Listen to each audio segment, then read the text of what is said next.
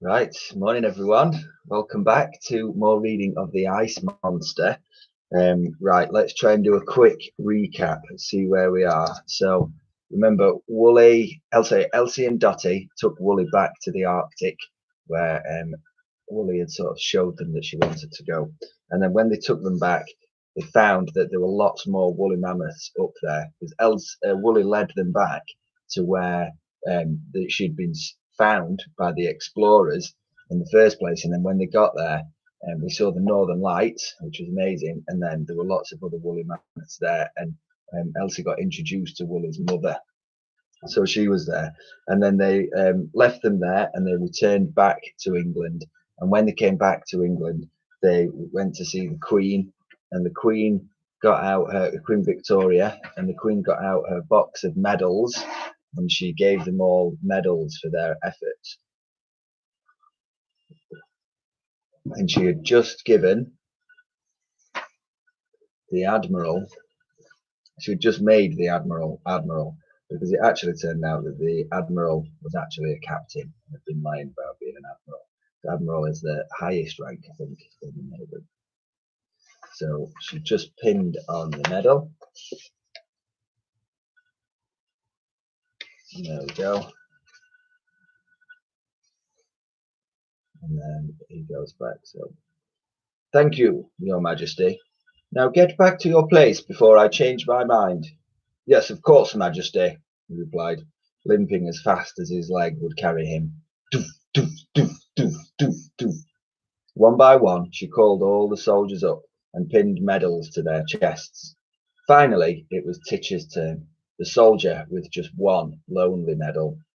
The medal every soldier receives for service. Well, Private Thomas, began the Queen, I have learned that your time in the military has not been distinguished. Despite serving in my army for over 50 years, you never rose beyond the rank of private. Somehow, despite being some of the greatest battles in history, you failed to fire even a single shot.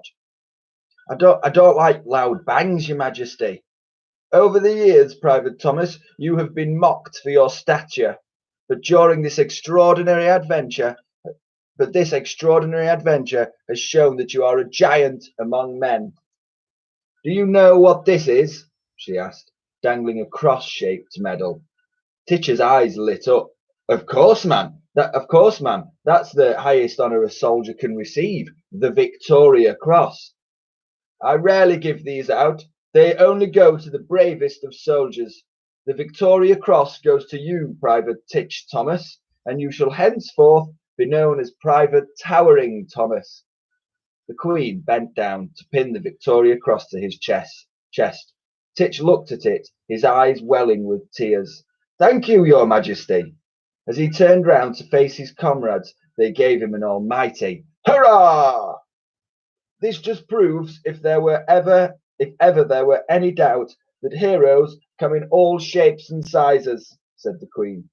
Private Thomas smiled proudly.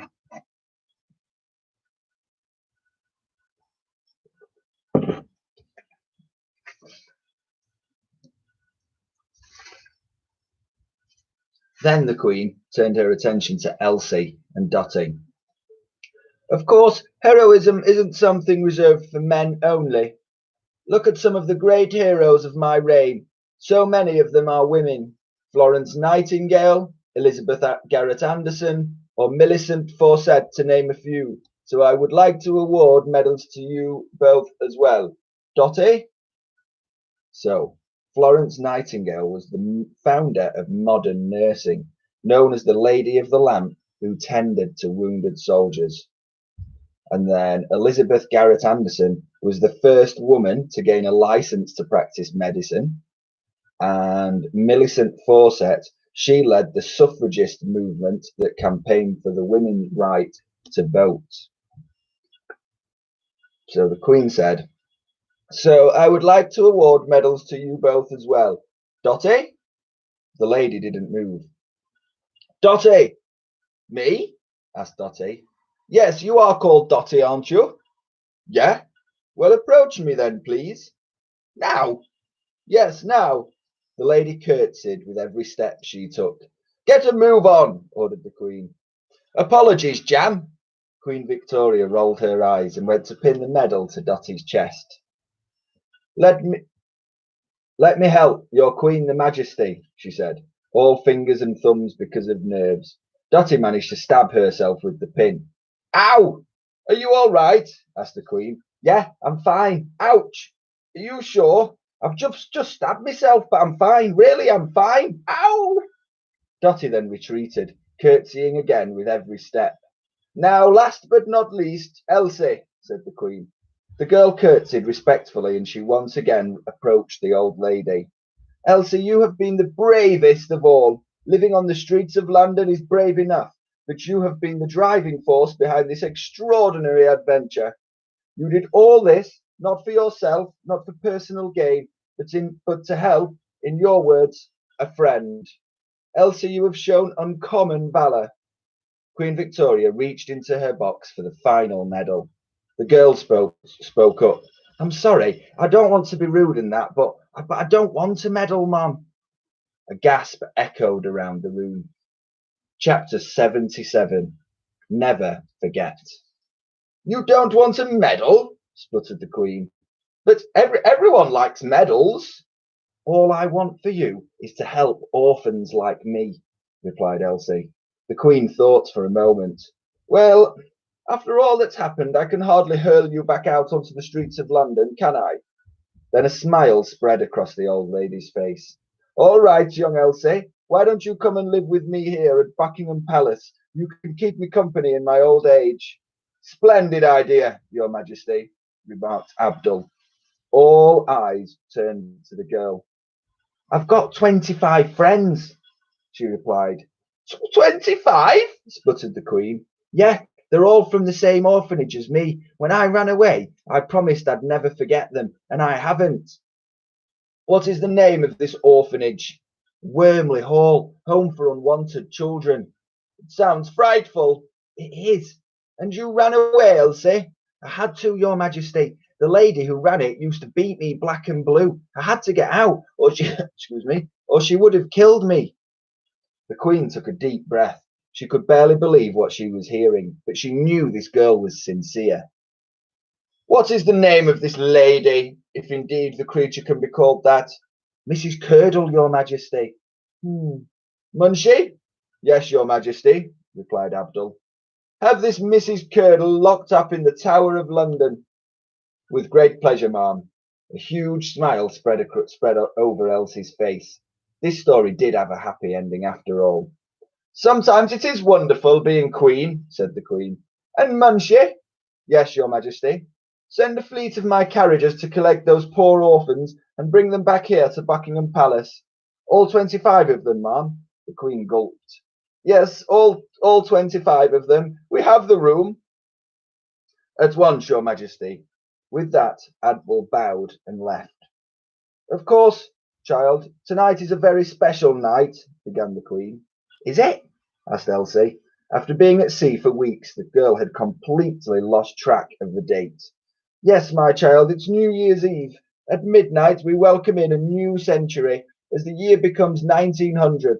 Perhaps you and your 25 friends would like to join me for a midnight feast as we watch the fireworks. Yes, please, Your Majesty. Splendid. I'll have my team of cooks lay on the feast. I can't wait to see them all again and tell them this incredible tale. I'm sure they have missed you, young lady. Elsie smiled and turned to look at Dottie before addressing the Queen. Your Majesty? Yes, Elsie. Please can my friend Dottie come to the party tonight too? She's really looked after me. She's been like a grandma, actually. I would love to see in the new century with her. The Queen took a deep breath. Yes, all right, Dottie, you can come too, but please refrain from calling me Han. Oh, thank you, Jam, replied the lady. Oops. Private Thomas was trying to catch Dottie's eye to no avail. When that didn't work, he gave her a sharp poke with his elbow. What do you want? I'm talking to Queen Majesty herself, the ruler of everybody and everything. Well, shouldn't the love of your life come too? Who was that? Me? I'll ask, replied Dottie. She put her hand in the air. Victoria, the Majesty? Yes, replied the Queen, uncertainly. Uh, please could Towering Thomas come to the party? She asked proudly. I won't take up much space. You barely know I'm there, Your Majesty, added the man. Queen Victoria sighed loudly. Well, I suppose there's always room for one more, she said. Thank you, ma'am, he replied.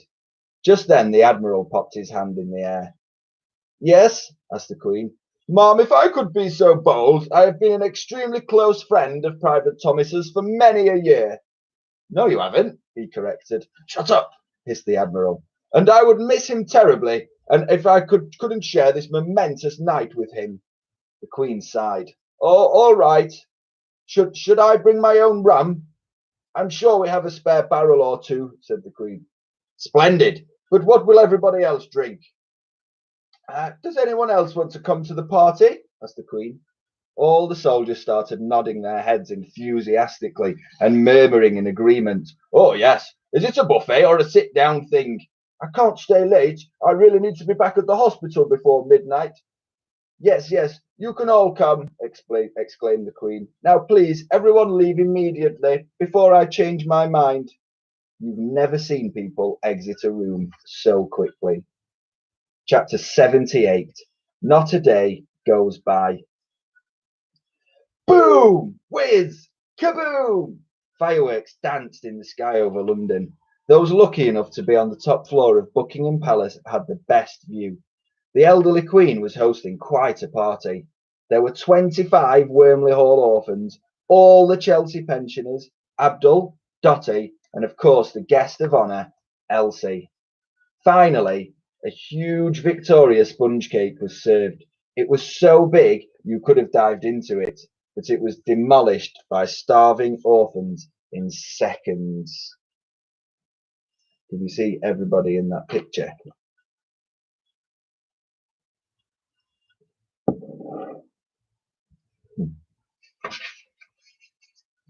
By the fireplace, Private Thomas got down on one knee to propose to his beloved.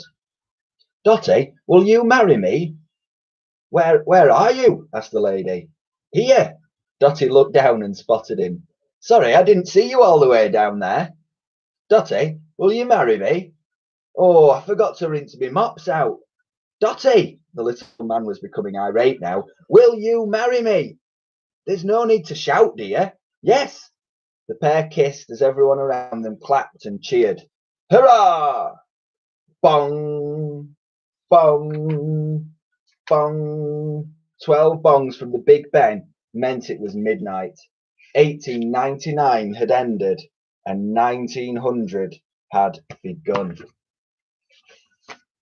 Everyone crossed arms and Queen Victoria led the singing of Auld Lang Syne. And the lyrics to Auld Lang Syne are, should all acquaintance be forgot and never brought to mind, should old acquaintance be forgot and Auld Lang Syne. For Auld Lang Syne, my Joe, for Auld Lang Syne, we'll talk a cup of kindness yet. We'll tack a cup of kindness yet for Auld Lang Syne. Robert Burns's words and the mournful tune made Elsie think about Woolley. She missed her friend terribly. As she sang, a tear rolled down her cheek, and she stole away to the far side of the room so nobody would see her. Elsie didn't want to spoil the celebration for everyone else. Only the Queen saw that the girl was upset, and she broke away from the rest. The unlikely pair of friends found themselves alone in a corner as fireworks illuminated them from the window. What's the matter, child? asked the Queen softly, as she placed her hand in Elsie's. The song, it just got me thinking about how much I miss Woolley.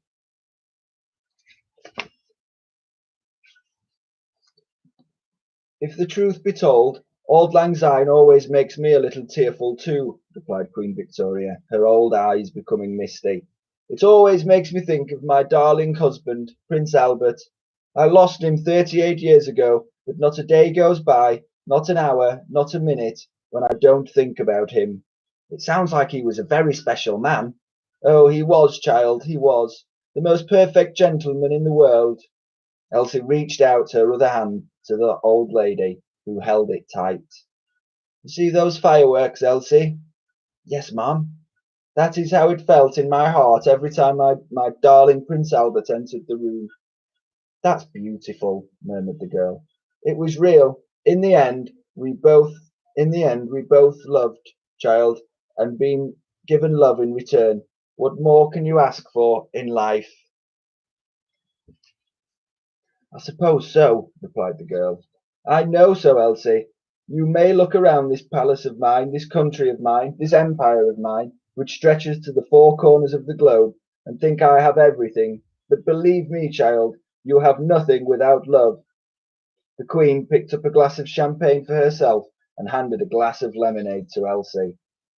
To Albert, said Elsie. To Wooly, said the Queen. Clink.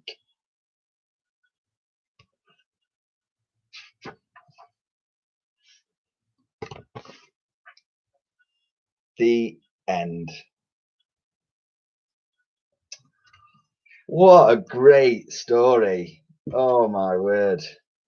I absolutely loved that. I hope you enjoyed it as well. So we still have some time. So in the back here, there is some more information about woolly mammoths. We could learn a bit more about woolly mammoths. And there are some notes on the real Victorian world, because a lot of what is in this book is actually true. So Queen Victoria was actually a real queen. Here it tells you. So Victoria became queen when she was just 18 years old on the 20th of June 1837 and reigned for 64 years until she died in January 1901 at the age of 81. At the time, this was the longest reign of any British queen or king. It's now our queen at the moment, Elizabeth, has now been reigning for longer. Victoria married Prince Albert of Saxe-Coburg and Gotha in 1840, and when she died, she missed him very much, and she felt so sad she rarely went out in public. And then Abdul was a real person. Queen Victoria was also the Empress of India. She asked that two Indian people be chosen to help prepare for the celebrations of her Golden Jubilee, and in 1887, Muhammad Abdul Karim arrived at Windsor Castle. He taught Queen Victoria the Urdu language and became the first Indian clerk to attend to her personally. So, and in those days, races didn't mix as much as they do now. So it was quite a big deal in those days. And then the Natural History Museum. If you've never been to the Natural History Museum, if you ever go to London, I would recommend going. When you go, there is a huge whale now hanging up in the lobby. Huge, the skeleton of a whale. It's absolutely amazing. The Natural History Museum took 7 years to build and eventually opened in 1881. In 1899, when this book is set, its official name was the British Museum, although it was commonly known as the Natural History Museum. When the museum first opened its doors, you could find animal and human skeletons there, as well as collections of minerals and dried plants, originally belonging to a scientist called Sir Hans Sloane. Sloane was also famous for having invented hot chocolate. Ooh. The famous replica of Diplodocus skeleton, or Dippy, as you might know it, wasn't actually donated to the Natural History Museum until 1905. There were no life-size models of whales on display in 1899. See, that's what's there now. Though there was a blue whale skeleton, the dioramas were later painted onto curved backgrounds. And it's got some information about HMS Victory. It was first launched in 1765 and served in the American War of Independence and the French Revolutionary War. She is perhaps best known for her role as Lord Nelson's flagship at the Battle of Trafalgar in 1805. In 1899, when this book is set, HMS Victory was actually docked at Portsmouth, where she remains today. So if you go to Portsmouth, you can see that. So let's just have a quick look at some facts about the woolly mammoth as well. We've just got another minute left or so. So the woolly mammoth roamed Asia, Europe and North America and first appeared, wait for it, more than 400,000 years ago. They wouldn't have liked the Arctic much because it consists entirely of ice, so there is no food for them there. Even so, mammoths lived during the Ice Age and survived very harsh, wintry conditions. They were not unlike today's elephants, but with some differences. Mainly, their huge coat of thick brown woolly hair that kept them warm in the cold. They had two long pointy tusks, which they used to fend off hunters and predators. They also used their tusks to dig through the snowy ground as they searched for food and water. Scientists believe woolly mammoths died out due to humans hunting them, or because of climate change at the end of the Ice Age, or both. The last known mammoths lived on Wrangel Island in the Arctic Oceans. Around the same time, the Great Pyramid of Giza was built in Egypt 4,000 years ago. Whoa, long time ago. So here's a couple of cool facts. Woolly mammoths grew up to 3 meters tall, which is the height of 2 people standing on top of each other. That's tall. Number 2, a fully grown male mammoth weighed around 6 tons. That is the weight of 5 minis. Their tusks could grow up to 4 meters long. Wow. They were herbivores, which means they didn't eat meat. Their diet consisted of leaves, moss, berries, grass, and twigs. Woolly mammoths lived and traveled in large female-led family groups, which is also true of their relative, the modern elephant. And the average lifespan of the mammoth is 60 years. Wow. Amazing. Right, I have really enjoyed reading that book. I hope you have as well. Let's see what this one is like tomorrow. So we will start this book, another David Walliam book, Slime. So we shall see what that is about.